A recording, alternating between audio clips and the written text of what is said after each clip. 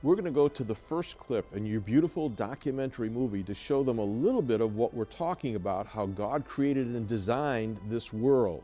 And we're actually going to take a step back, that God placed our Earth in just the right spot in space, in our galaxy. And folks, you won't believe this. Watch. Earth has been hung in precisely the right location to receive all the elements that are essential for life. Even though the stars in our galaxy are as numerous as the grains of sand on this beach, namely about 100 billion, many astronomers are now convinced that it's extremely unlikely that there could be another habitable planet anywhere among them. Even if the just right planetary system were to form from the just right elements of dead stars, there is another critical factor to consider. The life support planet must be positioned at the just right location within the galaxy. Near the center of our galaxy, conditions are too congested. With billions of stars in a relatively small volume, gravitational tug-of-wars make the survival of life-supportable planets impossible, and the radiation there is intense, far too intense for life. Toward the outer edges of our galaxy, the stellar population becomes too sparse for planet building. The heavy elements generated by supernovae and white dwarf binaries are too few and far between, not enough building material to make planets. At almost any distance from our galactic center, conditions within the spiral arms prevent planet formation. Amazingly, our particular solar system resides at the perfect location in between spiral arms, neither too close to the center nor too close to the outer edge. Our just right location not only permits our existence, but it also allows us to see and explore our region of space. No wall of high-rises, no big dust clouds block our view. Today on the John Ankerberg Show, modern science discovers the universe had a beginning. What are the implications of this discovery? Do the words, "In the beginning, God created the heavens and the earth," accurately describe what science has discovered? Astronomer George Smoot at the University of California, Berkeley declared, "What we have found is evidence for the birth of the universe." He added, "It's like looking at God." Arno Penzias shared the Nobel Prize in Physics for the discovery of cosmic background radiation. He said, "Astronomy leads us to a unique event, a universe which was created out of nothing, one with the very delicate balance needed to provide exactly the conditions required to permit life, and one which has an underlying, one might say, supernatural plan." Astronomer George Greenstein, in his book The Symbiotic Universe, asks, "Is it possible that suddenly, without intending to, we have stumbled upon scientific proof of the existence of a supreme being?" And Stephen Hawking has conceded, "It would be very difficult to explain why the universe should have begun in just this way, except as the act of a God who intended to create beings like us." My guest today is astronomer Dr. Hugh Ross, who received his PhD in astronomy from the University of Toronto and did postdoctoral research at Caltech on quasars. He is the author of many books, including his latest, Navigating Genesis. We invite you to join us.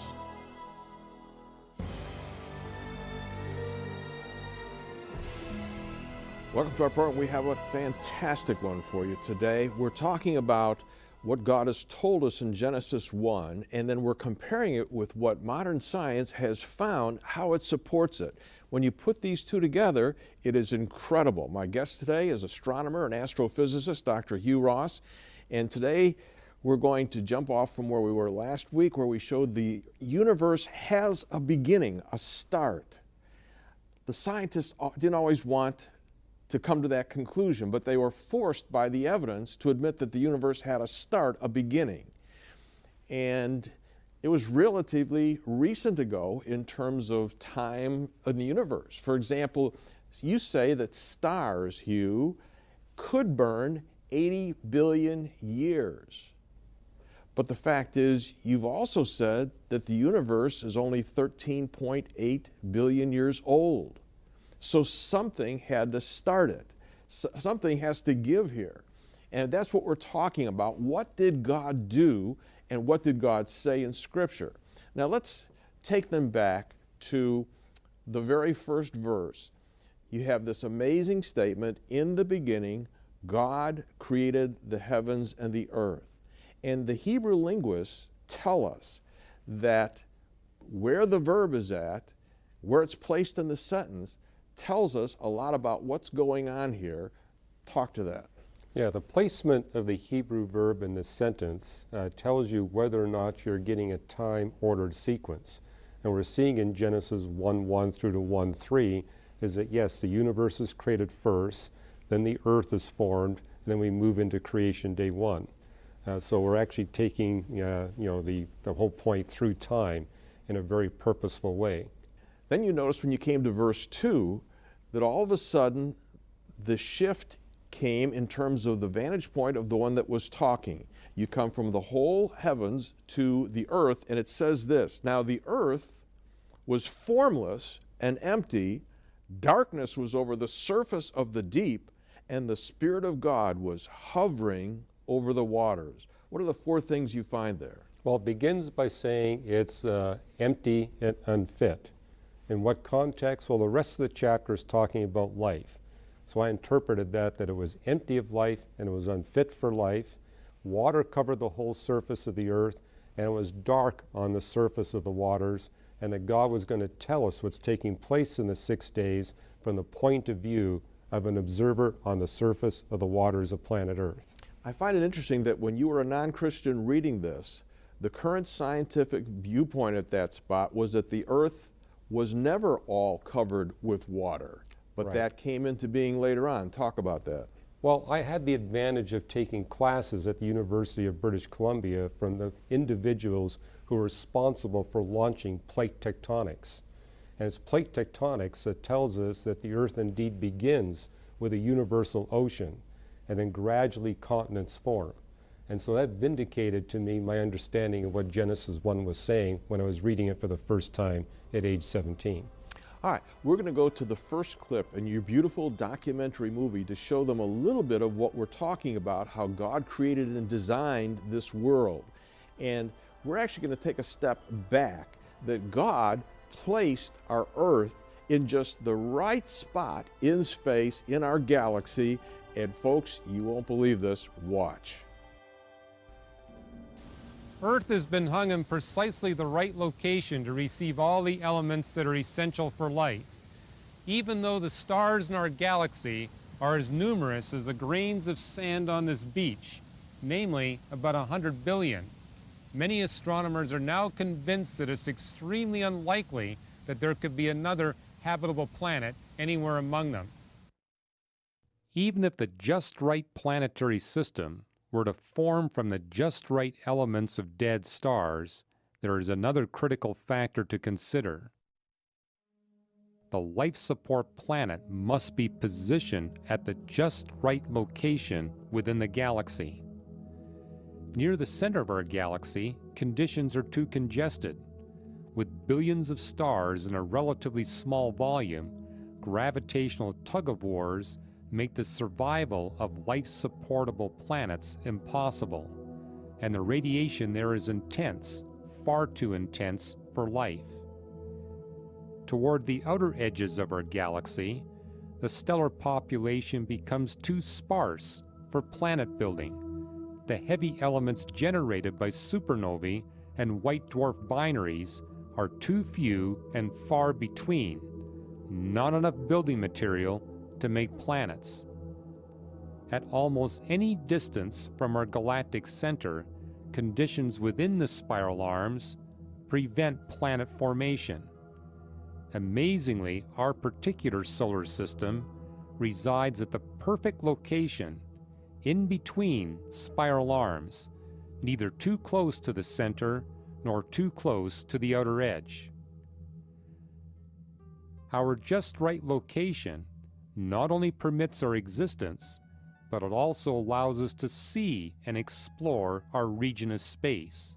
No wall of high-rises, no big dust clouds block our view. To me, Hugh, that's just amazing. Somehow that gripped me. And also in reading some of your texts, the books that you have written, I've realized that that little place where Earth has been placed in space, in our galaxy, also gives us a window back that's clear, that we can see all the way back to the beginning, so you astronomers can actually track the events. And that window in which we can track all of these events is very, very small, and we're in it right now. We are. Talk about that. Why? Okay, well, in order to get the elements we need for human beings and civilization to be possible, our star must form close to the center of the galaxy where there's loads of heavy elements. Then it must get radically kicked out to a safe spot where life can exist. And so we're currently in that safe zone where we don't get beat up by nearby stars and gas clouds or radiation. But that safe spot is also the best possible location in the universe for us astronomers to observe not only our galaxy, but all the other galaxies in the universe, and actually have the capacity to see all the way back to the beginning of time itself, and therein discover that compelling evidence that there must be a creator beyond space and time that did all this for us. Place us back into Genesis 1. We actually jump back into Genesis chapter 1, verse 1, going toward verse 2, where God actually placed Earth. Well, it begins with God creating the universe. And before we get to verse 2, God very carefully designed the universe and the formation of the solar system within that universe so that verse 2 is even possible. And then in verse 2, we get the stage set for God to create life here on planet Earth. Yeah. Before he puts us on Earth, he gave Earth protection. And that's what I want the folks to see next. That when we talk about God designing and fine-tuning our world and the universe, we're not kidding here, okay? I want you to watch this clip, and we're going to show that Jupiter, a huge planet, has been placed in just the right spot so that we would have protection here to live. Watch this. The next stop on our flight is the giant planet Jupiter, 10 times farther away from us than Mars. Jupiter is 40 light minutes away from Earth. That means it takes light from Jupiter 40 minutes to reach the Earth. Jupiter is such a colossus that it outweighs by 2.5 times all the other planets in our solar system combined. The giant red spot we see as we look at the top of Jupiter's dense atmospheric layers shows a 2,000 mile-per-hour hurricane raging for centuries. To give some perspective, that spot is 4 Earth diameters across. Researchers in the 1990s sought to probe Jupiter's many mysteries, such as the degree to which light penetrates those thick clouds, and whether the planet has a rocky core or just super dense frozen gases. In the course of their investigation, they discovered evidence of Jupiter's importance to Earth life. Jupiter is positioned and dimensioned to shield Earth from collisions. The planet's nearness and mass typically deflect comets and asteroids that are moving on a collision course with Earth. Occasionally, Jupiter itself takes the hit, as in this 1994 encounter with comet Shoemaker-Levy. Though each fragment of Shoemaker-Levy was smaller than Manhattan Island, 21 of them raised fireballs more than 10,000 miles high and made Earth-sized bruises in Jupiter's atmosphere. Any planet capable of sustaining life needs a just right-sized Jupiter standing guard to shield it from life-ending asteroid and comet impacts. Jupiter's size and position are important to Earth life for yet another reason. If Jupiter were any larger than it is, or any closer to Earth, its gravity would wreak deadly havoc on Earth's orbit. Jupiter is a just right size protector in a just right location. Now, Hugh, this clip is amazing, but some people might say, well, that's just the way it is. It happened, we were lucky, okay? But you're saying there's over 850 characteristics of the universe that you scientists have found, and that when you add them all up, it's not lucky. This goes way beyond lucky. Way beyond lucky, such that you're looking at less than one chance in 10 to the 1,050th power that this could happen without divine miraculous intervention. What would that be compared to? Well, that would be compared to, say, you winning the California lottery 150 consecutive times, or you buy just one ticket each time. So the fact is that as astronomers have looked at this, what are the conclusions that they have been forced to accept? Well, you got people like Paul Davies declaring in their books that there's overwhelming evidence that has been designed. He describes himself as an agnostic, but he says you can't deny this evidence for design. It's ubiquitous, it's everywhere. Theologically, what does this tell us about the one who created all of it? Well, it tells us that the one that created space and time and the whole universe must also be a personal being, because we're seeing a degree of fine-tuning design that requires far more intelligence and knowledge and creativity and power than we human beings can manifest. And those are attributes that only a personal being can possess. So this God that created the universe is not just some kind of distant ethereal force. It's actually a personal being. We're going to talk more about this when we come right back. In fact, we're going to talk about another one of the fine-tuning characteristics of the universe that you won't believe. We're going to talk about Saturn and Neptune and the orbits. And if they weren't just the way they are, the fact is it'd be catastrophic for life. So stick with us. We'll be right back.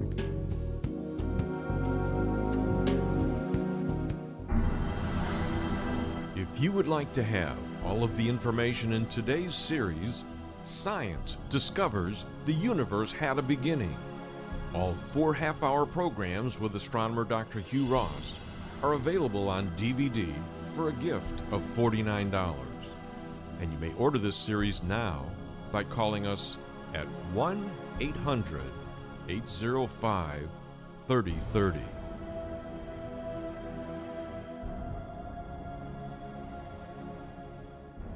All right, we're back. We're talking with Dr. Hugh Ross, astronomer and astrophysicist, and we're talking about some of the characteristics of the universe that God has designed and built in that are absolutely necessary, that scientists are discovering. And I want to go to another clip in his movie, Journey Toward Creation, that we're making available to you.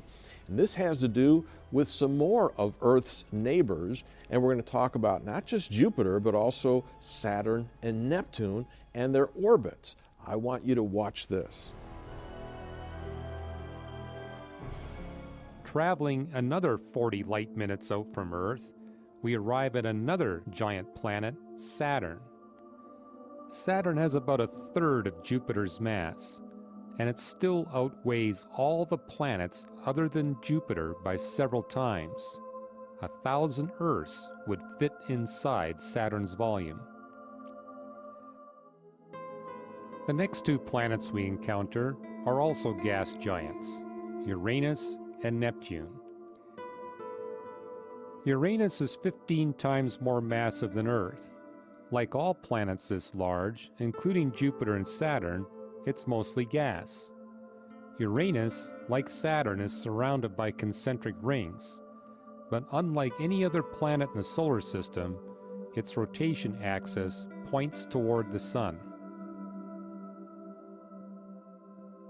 Neptune, just slightly larger than Uranus, features a great dark spot, presumably a large, stable hurricane like Jupiter's Great Red Spot.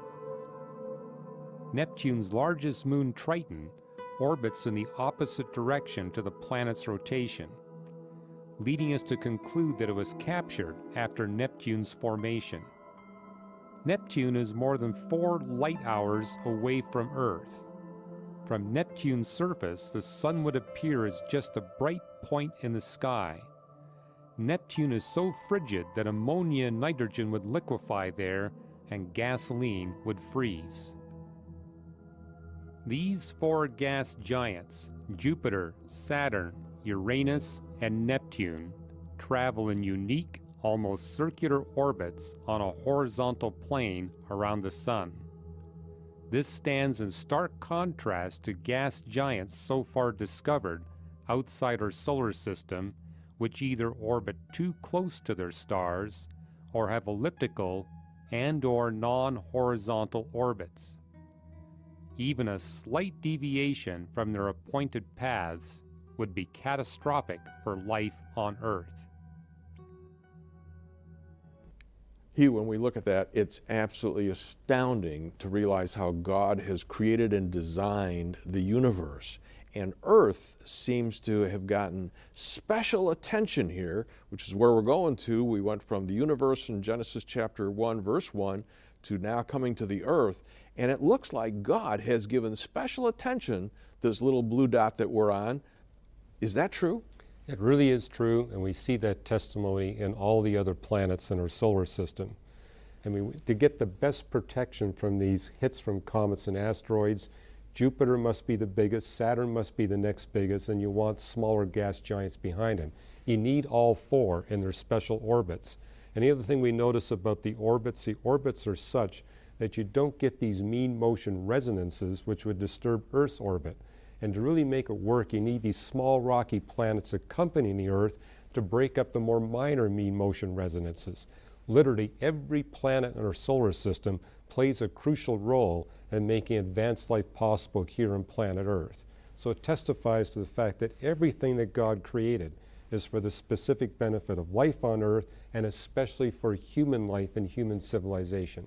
Now, the Bible itself tells us that God created and designed the laws of physics, and he fixed them right from the beginning. Yes. What does that have to do with what we're talking about and where we're going as we tell this story of Genesis 1? Well, there's three things about the laws of physics. They make life like us possible. They also enable God to put human beings on a planet where he can see the entirety of the universe and therefore discover them through our observations. And then thirdly, those laws of physics are fine-tuned, designed to be tools in God's hands to efficiently and quickly eliminate all evil and suffering and prepare us to enter into a brand new realm, what the Bible calls a new creation, where evil and suffering will never exist again and our free will capacities actually get enhanced. And when we say that God made it possible for human life to be here, we're not talking about evolutionary means. We're talking about God actually creating man and putting him here. And when he got here, the fact is he had an environment that could sustain him, aren't we? We are. Psalm 104 tells us that God packs the earth with as much life as possible, as long as possible, and as diverse as possible in order to endow our human beings with all the tools they need to cooperate with God to bring about the end of evil and suffering and prepare us for the new creation. And again, you've said that going back to the time that God brought the universe into existence, you, as astronomers, have this down to what, 13.8 billion years. All right. But you're saying that man can only live on this planet for how long? Well, to live in a civilized state where we can be used by God to help him or work with him to bring about the end of evil and suffering, we're looking at about 20 to 40,000 years maximum. So you have a very small window on 14 billion. All of that time leading up to when God put man here on the earth is preparation. Give me an illustration of what that preparation is like. Well, the astronomer that discovered this says this must tell us that there's someone beyond the universe who has an extremely high value and purpose for humanity because of the enormous difference between the minimum time to prepare a place and the maximum time we can live in a civilized state. And a good analogy is a marriage ceremony. It lasts about 20 minutes if you don't count the music. And yet when you look at how much is invested for that 20 minutes, the average American wedding is more than $20,000, and over a year of time is spent preparing for that wedding. but we don't consider it a waste because of how valuable and purposeful those 20 minutes are. Likewise, this enormous inequality we see in the astronomy tells us there must be someone who has a very high value and purpose for human beings. And Genesis 1 actually tells of how God is created, but it comes up to the important part of placing man here. And the whole biblical story is that the Creator then comes into His creation and dies and pays for our sin and is the answer to the problem of evil. He's the one that conquers evil. I mean, we're part of the stage, but He's the one that ultimately conquers all evil and actually gives us a pathway where we can be delivered from evil if we so choose. So He's shown us how to do it. He Himself paid the penalty for all of our offenses, and if we so desire, we can trade our moral imperfection for His moral perfection and then enter with Him into the new creation. Folks, I want you to become fascinated with what God is telling us in Genesis chapter 1 and Genesis chapter 2. And we're trying to also bring the scientific evidence in that supports this, but we're also going to show you how God cares for us and His marvelous plan of salvation through Jesus Christ. Next week, we're going to jump to the fact that scientists have found there's no evidence on Earth of any primordial soup, which means the question of where did life come from arises. And some of the scientists are saying they're looking to other planets for life to come from there. That's why you hear this talk about planets in the news all the time. They might have found water here, they found something there. What are they driving at to try to sustain their assumptions? We're going to talk all about that next week. I hope you'll be with us. Stay tuned for scenes from next week's program. If you would like to have all of the information in our series, Science Discovers the Universe Had a Beginning, it is available on DVD for a gift of $49. What scientific evidence has led astronomers to conclude the universe had a beginning, just as the Bible says? What evidence shows God meticulously created and designed the universe so human life can safely live on Earth? And how has God positioned Jupiter, Saturn, and Neptune to protect the Earth? How did God exquisitely design the sun, the moon, and the stars for man's benefit? All 4 important television programs in this series are available on DVD for a gift of $49.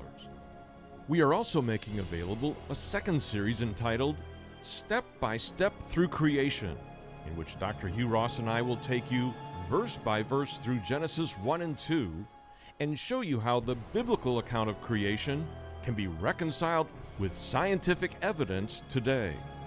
The 4 programs in Step by Step Through Creation are available on DVD for a gift of $49. Third, we have written 2 new study guides with extensive notes that parallel our 2 television series. Each study guide contains 4 sessions for your personal study or Bible study group and is available for a gift of $8 each, or for 5 or more copies for $5 each. And fourth, we are making available the 70-minute documentary movie Journey Toward Creation, which will transport you by state-of-the-art computer animation out into space and back in time, past stars, galaxies, and quasars, all the way back to the moment the universe came into existence, and show you how God meticulously created and designed the universe. This updated second edition movie is available on DVD for $30. And finally, if you wish to order all 5 of these items together, that is, both television series, plus the 2 study guides, plus the documentary movie Journey Toward Creation, they are available together in a special package for only $120. And to order now, you may call us at 1-800-805-3030. That's 1-800-805-3030. You may also call that same number on any workday, or you may order these programs now at our website, at jashow.org. Next week on The John Ankerberg Show, The predominant view in the 19th century was that the universe was eternal, without a beginning, and it didn't change over that time. Today we know it has a specific beginning. We're talking a beginning only billions of years ago, not quadrillions like people once thought, and therefore there is no possibility for a Darwinian explanation to life's history.